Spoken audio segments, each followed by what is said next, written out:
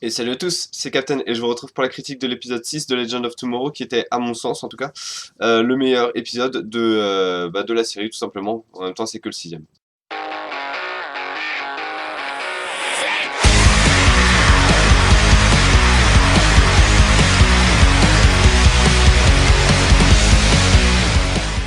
Donc pourquoi je le considère comme un des meilleurs épisodes, enfin non, tout simplement le meilleur épisode de la série, c'est que ils ont réussi en fait à nous créer une accroche, c'est-à-dire que jusqu'à présent, le voyage dans les années 70 et 80 m'avait pas forcément, comment dire, plu ou accroché, parce que c'est des époques où on voit, qu'on connaît tellement à travers les films, à travers les séries, à travers même différents reportages à la télé que c'est possible de les connaître. Alors que là, on voyageait vraiment dans le futur d'une ville où il y a un super-héros, donc Green Arrow. Donc du coup, déjà, on s'accroche plus ou moins au personnage de Green Arrow. Donc on a déjà cette accroche-là, et en plus, on a le côté ville un peu, enfin post-apocalyptique, avec les gangs maîtrisent les rues, etc. Donc ça, j'ai trouvé que c'était vraiment bien, ça a placé une accroche, et ça marchait notamment, enfin personnellement ça a marché sur moi, et peut-être donc sur le spectateur, mais également ça marchait sur les personnages, parce que du coup on avait Heatwave qui voulait rester dans cette période-là, et White Canary qui voulait également rester dans cette période-là. Et c'est souvent ce que je recherche dans pas mal de trucs de voyage dans le temps, c'est que les personnages s'accrochent à une période et ne veulent plus la quitter. Jusqu'à présent on avait juste, voilà, on était dans une mission, et les personnages voulaient pas forcément rester dans cette période-là. Là, c'était vraiment sympa de voir enfin, de voir que certains personnages voulaient rester dans cette période-là, et ils avaient tous les deux de bonnes raisons d'y rester.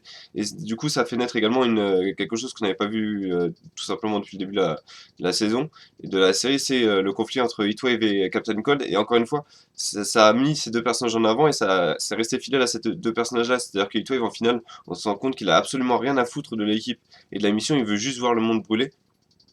Et voilà, il veut juste un moment où, voilà, se faire plaisir sur les ruines de quelque chose, enfin, ou quelque chose du genre. Alors que Cam Telcon, lui, est à fond dans la mission, et il a juste envie enfin, il laissera rien perturber la mission, même si c'est son meilleur ami. Donc j'ai trouvé que ça, c'était vraiment bien, et ce conflit était vraiment, j'ai trouvé super bien écrit, et super bien mis en scène. Autre point positif de l'écriture, j'ai trouvé, c'était l'humour. C'est la première fois que j'avais vraiment cette impression où il y avait vraiment de l'humour dans cet épisode, et c'était un humour assez léger, notamment avec le professeur Stein qui comment dire, qui devait jouer un rôle de, comment on pourrait dire ça, c'est de médiateur, mais c'est un peu plus drôle, c'est-à-dire que en essayant de caser Jax avec Kendra, il a fini par plus ou moins l'enserrer sur Kendra. Donc ça, c'était assez sympa de voir cet humour léger. Par contre, enfin, pour l'instant, ça reste que de l'humour, mais j'espère vraiment que la romance, entre guillemets, le triangle amoureux, entre guillemets, encore une fois, entre Atom et Firestorm et Hawkgirl va vraiment en rester juste au point de l'humour, où elle va pas arrêter de leur mettre des râteaux. Ça serait plutôt sympa, plutôt d'avoir une nouvelle Felicity, entre guillemets, c'est-à-dire qu'il y a une fille, voilà, une femme dans l'équipe qui a 3 ou 4 super-héros sur elle, quoi. Donc vraiment, j'espère que ça va juste rester sur le point sur l'humour. D'autant que l'humour a marché encore une fois dans cet épisode avec donc le professeur Stein, et également avec les répliques de Heatwave au début d'épisode, qui étaient vraiment euh, encore une fois super bien écrites, et qui allaient parfaitement avec la situation. En termes de mise en scène, c'était également assez intelligent de voir que, vu qu'ils n'ont pas assez de budget, à mon sens, à mon avis, pour faire vraiment une ville futuristique, etc., ils ont donc décidé de la transformer en ville post-apocalyptique, comme ça, beaucoup moins de moyens nécessaires. Ça rendait. Enfin, c'était pas non plus terrible, c'est-à-dire qu'en fait, on a vu quasiment qu'une rue, et que l'intérieur d'un seul bâtiment.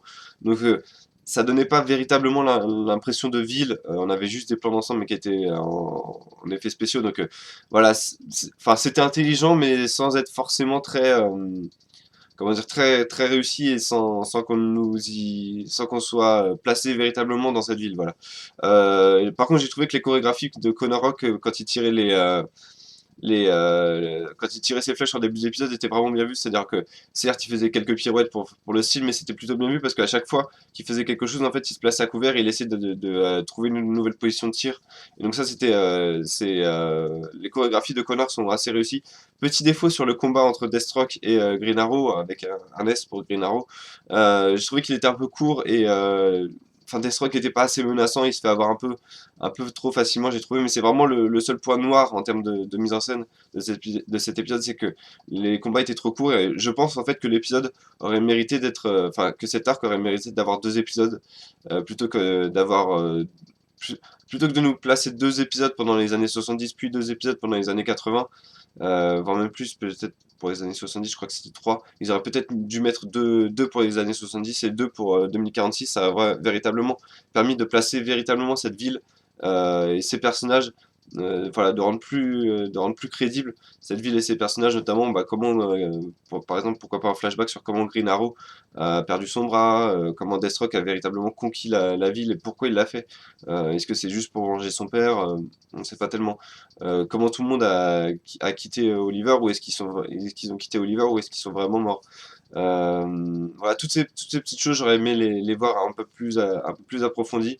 Et également la naissance de Connor Rock, ça aurait pu être sympa, même si j'ai trouvé que pour le coup les origines étaient plutôt bien respectées. C'est-à-dire que c'est le fils de Deagle, mais comme il a vu son père mourir sans rien faire, sans rien pouvoir faire, il veut pas reprendre son nom parce qu'il le mérite pas, donc il s'appelle Connor Rock. Ça, j'ai trouvé que c'était plutôt bien vu, mais j'aurais préféré que Connor Rock soit vraiment le fils d'Oliver. Mais bon, ça, c'est un autre débat. Donc en termes de notes, je vais mettre un 9 sur 10 à cet épisode, un épisode vraiment solide, qui a son seul défaut au final, c'est qu'il dure pas assez longtemps, c'est que j'aurais préféré qu'on ait limite un cliff et qu'on se retrouve sur un deuxième épisode pour 2046. C'est un épisode, voilà, on sent qu'ils ont voulu tenter quelque chose et ça a marché, c'est-à-dire tenter quelque chose. L'humour a marché, l'humour léger a marché, l'humour romantique a marché, ce qui est assez rare dans la série, dans le Arrowverse. Pour l'instant, on n'avait que des romances qui étaient très sérieuses. À chaque fois qu'il rencontrait quelqu'un, c'était le grand amour, etc. Alors que là, c'est vraiment juste du flirt et ça marchait plutôt bien.